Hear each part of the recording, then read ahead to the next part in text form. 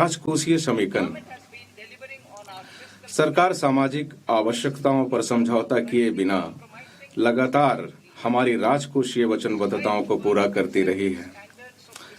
राजकोषीय प्रबंधन के स्वीकार्य मानकों को पूरा करने के लिए बजट 2025-26 में मैंने संकेत दिया था कि केंद्र सरकार वर्ष 2030-31 तक 50 में, जिसमें प्लस माइनस 1% के ऋण से जीडीपी अनुपात तक पहुंचने का लक्ष्य रखेगी।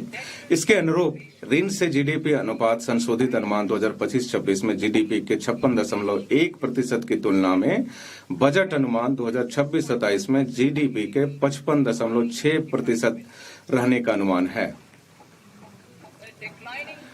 गिरता हुआ ऋण से जीडीपी अनुपात धीरे धीरे ब्याज भुगतान पर व्यय को कम करके प्राथमिक क्षेत्र के व्यय के लिए संसाधनों को मुक्त करेगा।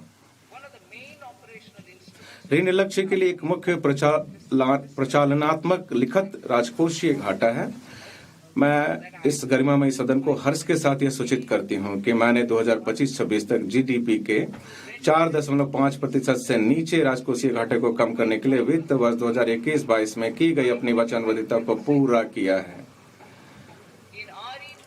संशोधित अनुमान 2025-26 में राजकोषीय घाटे का अनुमान जीडीपी के 4.4% रहने का अनुमान है, जो 2025-26 के बजट अनुमान के बराबर है।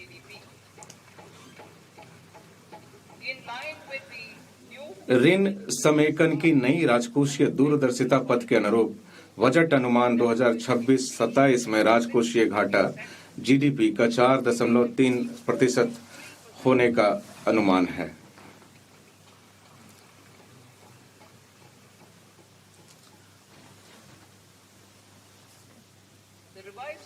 संशोधित अनुमान 2025-26 गैर ऋण प्राप्तियों का संशोधित अनुमान 34 लाख करोड़ है, जिसमें से केंद्र की निवल कर प्राप्तियां 26.7 लाख करोड़ है। कुल व्यय का संशोधित अनुमान 49.6 लाख करोड़ है, जिसमें से पूंजीगत व्यय लगभग 11 लाख करोड़ है।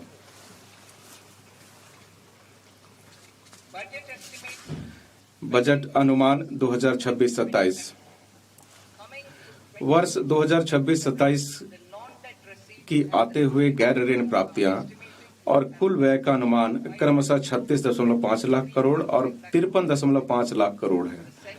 केंद्र की निवल कर प्राप्तियां का अनुमान 28.7 लाख करोड़ है। राजकोषीय घाटे के वित्त पोषण हेतु दिनांकित प्रतिभूतियों से निवल बाजार उधारी का अनुमान 11.7 लाख करोड़ है। शेष वित्त पोषण छोटी बचतों और अन्य स्रोतों से आने की संभावना है। सकल बाजार उधारी का अनुमान 17.2 लाख करोड़ है।